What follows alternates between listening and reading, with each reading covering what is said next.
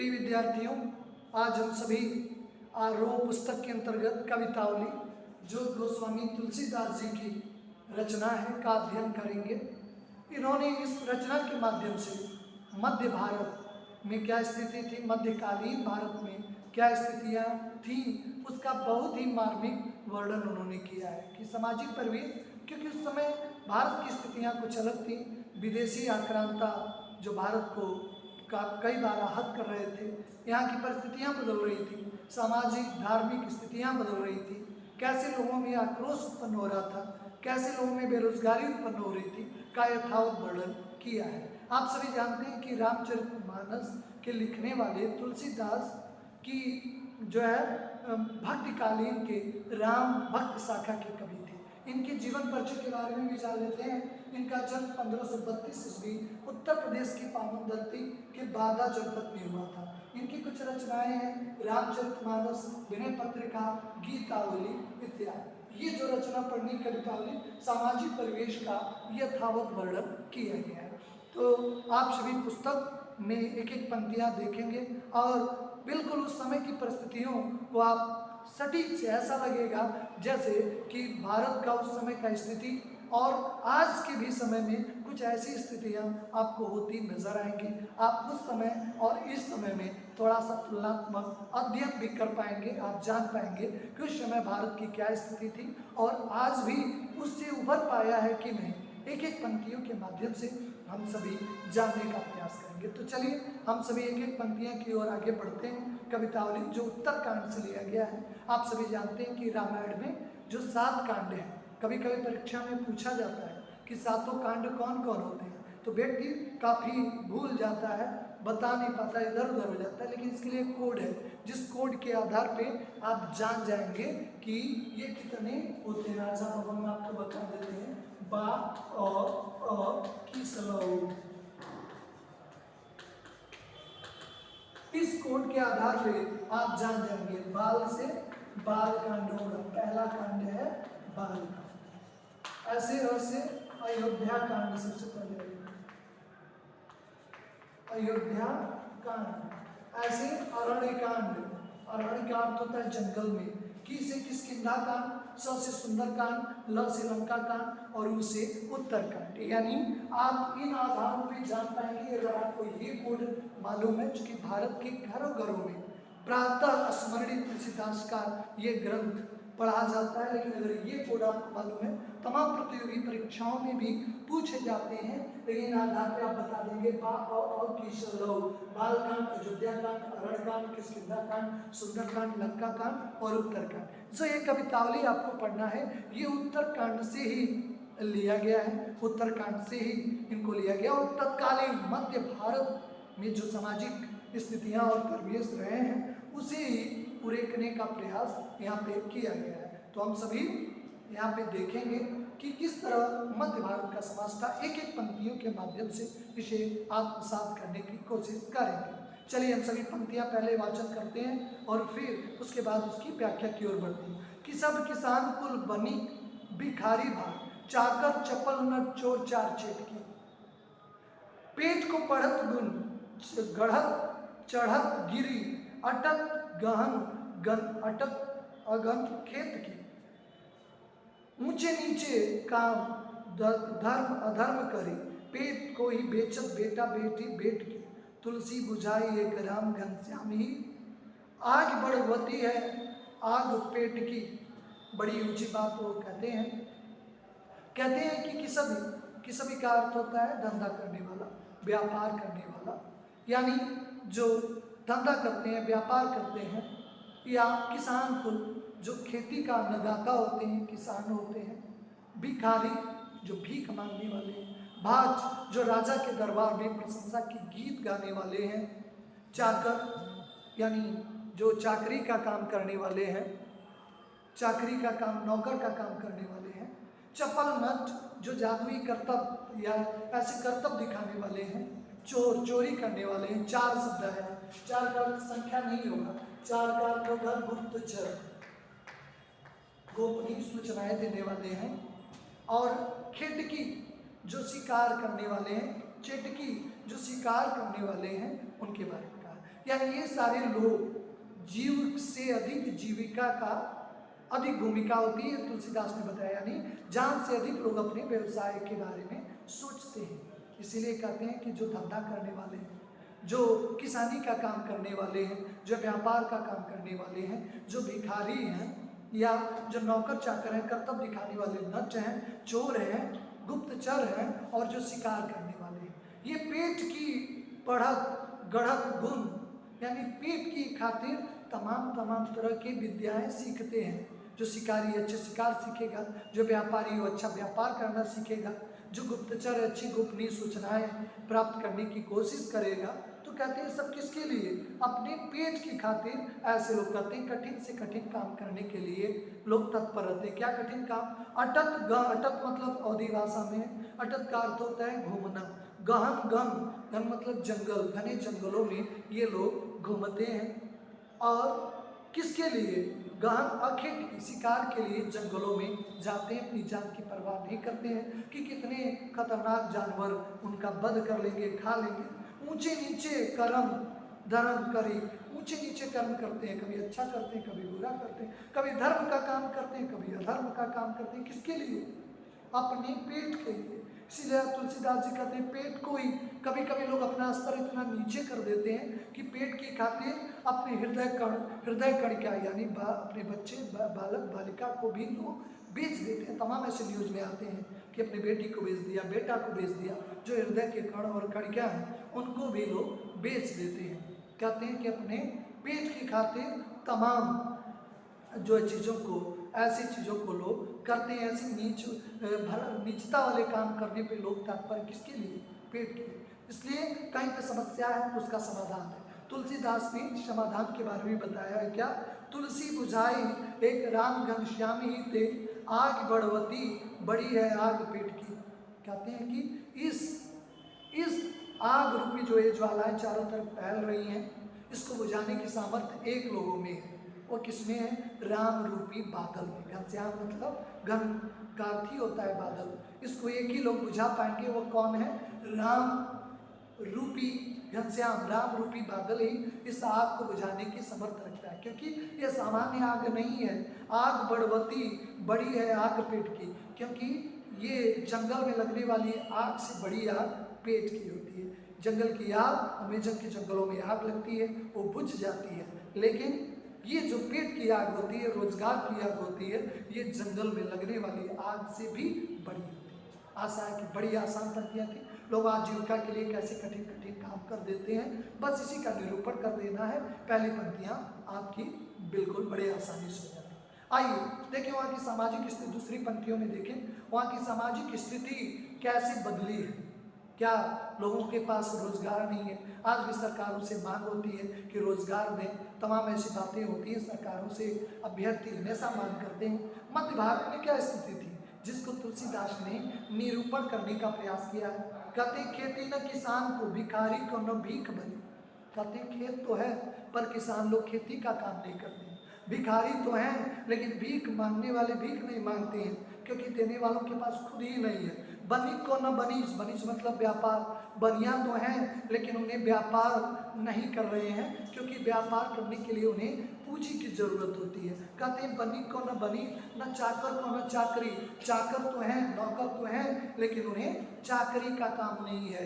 नौकर को जो है नौकरी का काम नहीं मिल पा रहा है, चाकरी का।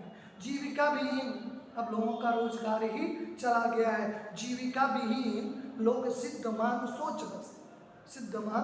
अब लोग गहरी सोच में पड़ गए हैं, गहरी लोग चिंता में पड़ गए हैं। जीविका से विहीन होकर लोग गहरी चिंता में पड़ गए हैं और विचार कर रहे हैं। कहें एकन सो, सभी लोग एक ही बात करें, कहाँ जाए क्या करें। आज भी सामान्य सी बातें हैं, तमाम परेशानियाँ होती हैं। लोग कहते हैं कहाँ जाएं, कौन सा काम करें। आज भी ये जिक्र आता है, आज भी लोग ये बातें करते हैं और बताते हैं कहाँ जाएं और कौन सा काम हम करें। वो भी कह रहे हैं, वहाँ के लोग भी सोच रहे हैं कहाँ जाए एकन सो, कहाँ एकन सो, एक ही बात लोग कह रहे हैं कहाँ जाए क्या करें। वेदों पुराण कही, वेद और पुराणों ने कहा है, लोगों भी लोगों ने देखा है, प्रत्यक्ष के प्रमाण।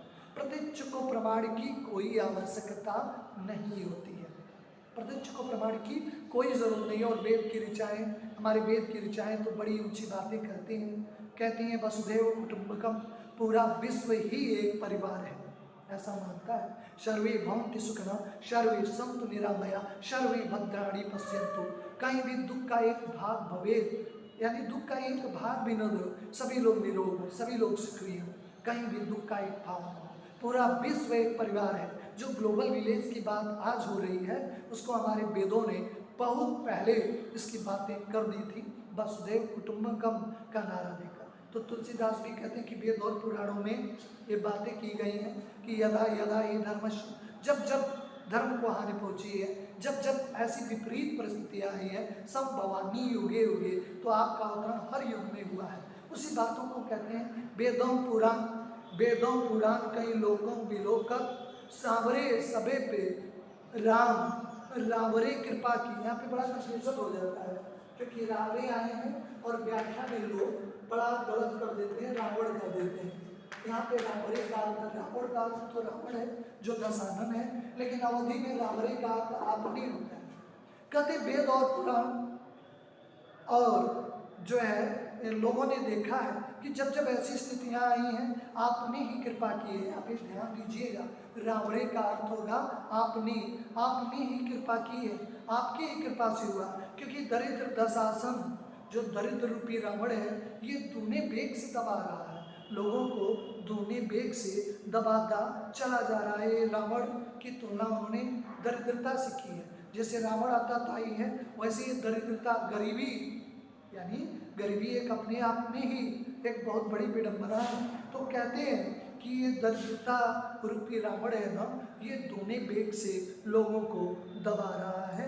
इसलिए हे दीनबंधु, हे दीनों पे, हे गरीबों पे, गरीबों के भाई, दीन मतलब हीन, जो गरीब हैं उनके बंधु हैं, उनके भाई हैं, हे दीनबंधु दुरित दहन देख तुलसी हाहाकार। इस हाहाकार से जो आज चारों तरफ लगी है, वेद और पुराण और लोगों ने देखा है। अगर इस समस्या से कोई मुक्ति दिला सकता है तो आप ही दिला सकते हैं। आपके अलावा इस संसार में कोई ऐसा नहीं है जो इस समस्या से मुक्ति दिला दे। इसलिए मैं आपसे फिर विनय करते हैं। अंतिम इसको ब्रीफ में जल्दी से देख लेते हैं। खेती न किसान को भिखारी को न भीख बलि, बनिक को बनीज न चाकर को चाकरी, जीविका विहीन लोग सिद्ध मान सोच बस। एक एक कान सो कहाँ जाई का करी, वेदों पुराण कई लोकों विलोकक, सावरे साकरे सबे पे राम रावरे कृपा करे, दरिद्र दशासन दबाए दूनी बे दुख दुरित दहन दे कि तुलसी हाहाकार। इन पंक्तियों में कहते हैं कि जो किसान बने जो खेती वाले किसान है, खेती करने वाले, उन्हें खेत तो है लेकिन किसानी का काम नहीं करते। भिखारी तो है लेकिन भीख नहीं मिलती है।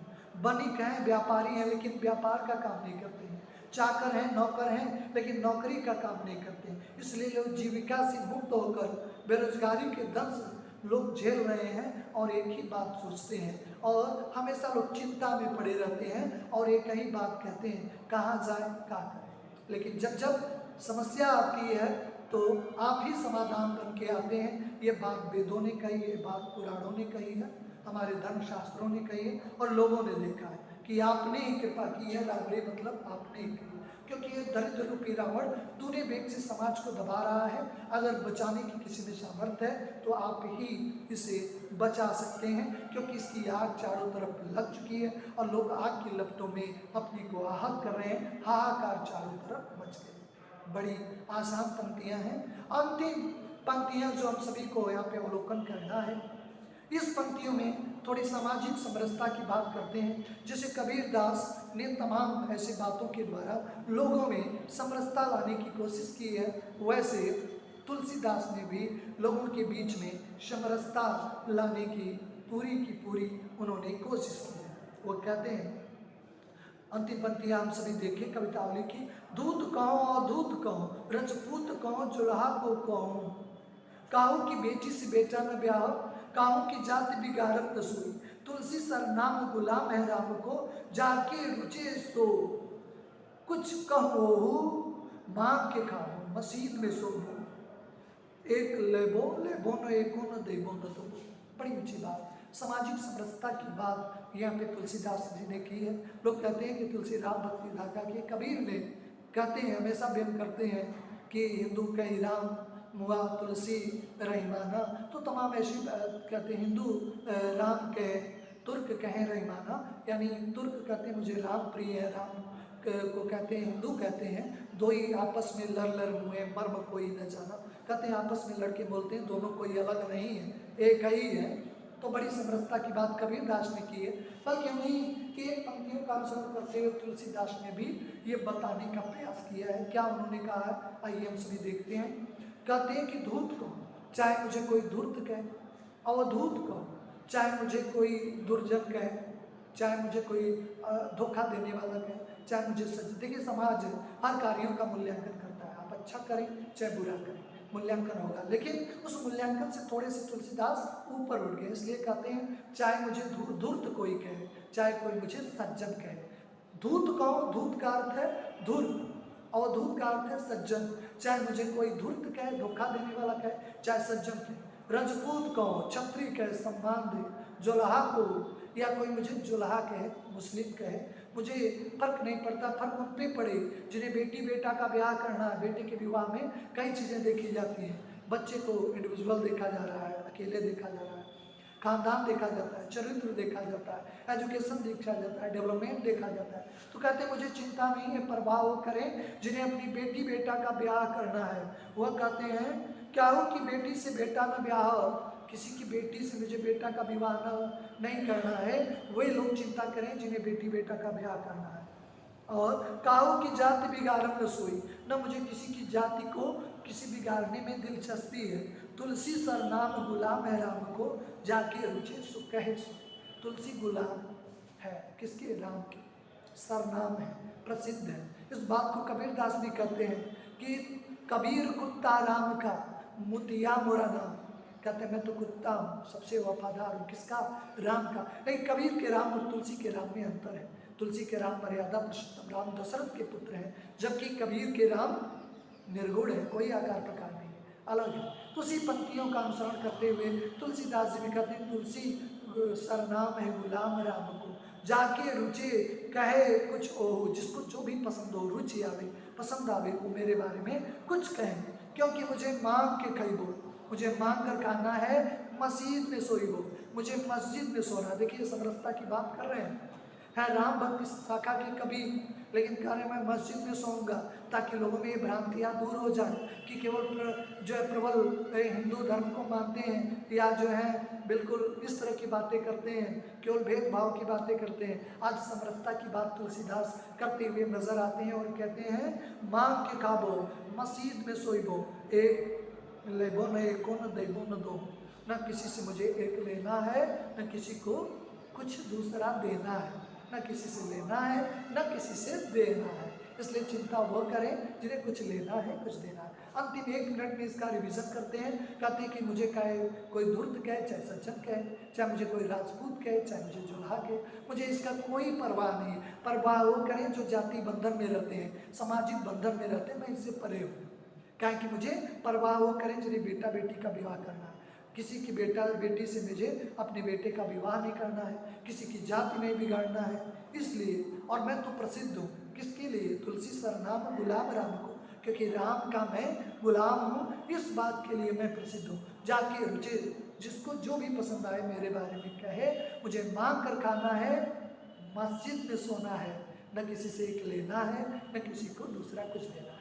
तो निश्चित तौर पे आपने देखा कि ये उस समय की तत्कालीन स्थितियाँ, वणिज है, व्यापारी है, व्यापार नहीं है, किसान को किसानी का काम नहीं है, सभी लोग सोच में पड़े हैं, और दूसरी लोगों में जातीय भेदभाव है, उसको दूर करने का प्रयास किया है। तो कवितावली सामाजिक परिवेश का यथावत, उस तत्कालीन समय का यथावत वर्णन करता हुआ नजर आता है। आशा है आपको बिल्कुल ये कवितावली को भली भाव आप समझ गए होंगे। कहीं पे अवधि भाषा है, थोड़ा सा जटिल जरूर होता है, लेकिन शब्दों पे आप विचार करें तो निश्चित तौर पे आपको सरलता भी प्राप्त होती है। आप इसको बहुत मार्मिक ढंग से जान सकते हैं और समझ सकते हैं। अगला अंक है जो लक्ष्मण मूर्छा राम विलाप, एक भाई के प्रति क्या कर्तव्य होता है, इसका वर्णन बहुत ही मार्मिक वर्णन है जिसका हम अगले भाग में जिक्र करेंगे। तो आज के लिए यहीं तक, फिर आपसे मुलाकात होती है नेक्स्ट वीडियो में। आप सभी का धन्यवाद।